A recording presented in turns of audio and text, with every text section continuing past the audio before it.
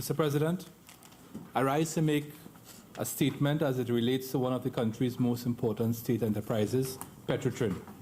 Mr. President, a serious and damaging allegation has been made by the Oilfield Workers Trade Union that the government plans to privatize Petrotrin. Mr. President, in my capacity as Minister of Energy and Energy Affairs, I wish to categorically state that the government has absolutely no intention and no plan to privatize Petrotrin. I repeat, Mr. President, the government has no intention to privatize Petrotrin. Mr. President, allegations that the government intends to privatize Petrotrin are baseless and mischievous. Indeed, such statements and rumors can be seen to be deliberately constructed to undermine the government and destabilize the country. These rumors, Mr. President, first surfaced in 2012 when the lease for Trinma expired. These unfounded rumors were dispelled and dismissed when on December 31st, 2012, the Ministry of Energy and Energy Affairs renewed Petrotrin's license for the Trinma acreage, giving 100% of Trinma back to Petrotrin. Mr. President, it is essential that in order to improve the economics of the company and to return it to profitability in the shortest possible time, that the company focus on increasing oil production. It is for this reason government has chosen to refocus the company on stabilizing and increasing oil production. Mr. President, the focus therefore is exploration and production, and that makes perfect economic sense. The economic analyses point to the fact that an increase in oil production has the most significant impact on Petrotrin's profitability. A 10% increase in oil production at Petrotrin could almost double profit. These increases are expected to come from the Southwest Soldado Development Project, the Jubilee Field, which was described as a hoax by the leader of the opposition, opportunities from land and Trinma 3D seismic, enhanced oil recovery projects, and the field rejuvenation project. Mr. President, the field rejuvenation project that was publicly advertised is not privatization. Indeed, it is a model that has worked with great success in Colombia, where it has boosted the production of Ecopetrol. Petrotrin has been in discussion with Ecopetrol as they seek to understand the strategies that were employed by that company in effecting its remarkable turnaround. Mr. President, the field rejuvenation project does not mean the loss of reserves, nor does it mean the loss of equity for Petrotrin.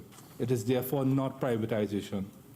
Mr. President, with regard to the lease operator farm-out arrangement, the company has been engaged in this model since 1989, and it continues today with this model. This too is not privatization. Again, that model neither involves the relinquishment of reserves, nor does it mean the relinquishment of equity. At the same time, too, Mr. President, the company has reported recently to a joint select committee of Parliament that its refinery margins have fallen as a consequence of external factors related to the shale oil revolution in the United States.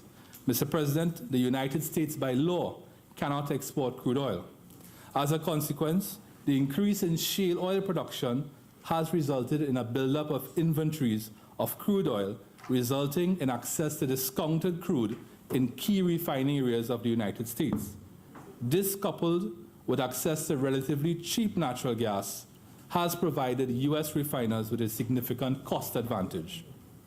As a result, U.S. refiners have ramped up their utilization rates and have transformed the United States from a net importer of refined products to a net exporter in the same markets that Petrotrin supplies. The net effect has been a reduction in refining margins, not only for Petrotrin, but for most refiners outside of the United States. Mr. President, there are many challenges at Petrotrin, and the majority of these challenges have their genesis in decisions of the previous PNM appointed board. There is now the infamous gas to liquids project that cost the company upward of Trinidad and Tobago $2.7 billion. And there is the gasoline optimization program that started out at approximately Trinidad and Tobago $2.2 billion and snowballed, Mr. President, to approximately Trinidad and Tobago $9.6 billion. That cost escalation, Mr. President, was premised on an ill-fated, cost-reimbursable procurement strategy, at the heart of which were questionable contracts awarded to Bechtel and its local partner, ABT, a company based in Pointe-à-Pierre. Who's ABT? There are also serious issues of conflict of interest as it relates to Bechtel and ABT, which we will discuss at a later time. Mr. President, as a consequence of the cost escalation of the gasoline optimization program, total debt at Petrotrin increased from Trinidad and Tobago $3.3 billion in 2002, when our friends opposite took office, to Trinidad and Tobago $12.4 billion in 2010 when they demitted office. That, Mr. President, is an almost fourfold increase in total debt. Yet we heard very little, Mr. President, from the Oilfield Workers Trade Union in that period when the company's debt levels were being ramped up.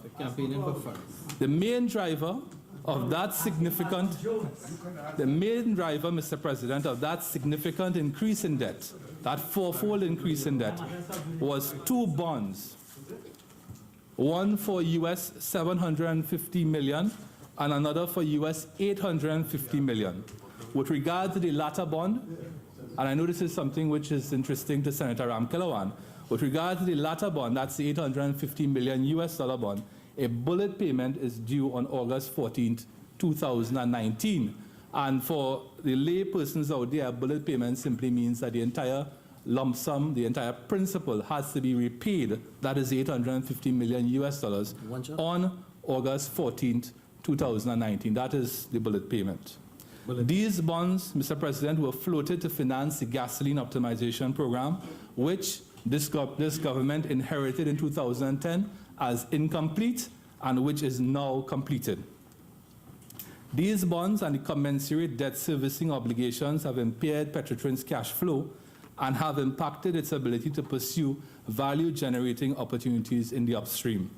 At the same time, Mr. President, in 2005, the then PNM-appointed board spent Trinidad and Tobago dollars, 170 million Trinidad and Tobago dollars, on a new headquarters, the shell of which can be seen from the Solomon Ho-Choi Highway today. This project was halted. This project, Mr. President, was halted by the present board when it was deemed unfeasible. I think it is across the road from me to Ruba Stadium. Mr. President, the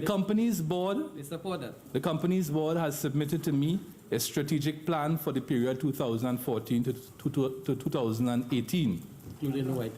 This plan, Mr. President, is a roadmap for returning Petrotrin to profitability by 2015. At its heart is a strategy to increase oil production. Mr. President, privatization is not part of this plan. Mr. President, oil production at Petrotrin was not a priority for the previous PNM regime. And that is something a former PNM Minister of Energy has shockingly admitted. Mr. President, it is against this challenging but surmountable backdrop that allegations of privatization can have a corrosive impact on confidence in the country's energy sector. I close again by reiterating that this government has no intention and no plan to privatize Petrotrin, and that such allegations and rumors should be categorically dismissed. Thank you very much.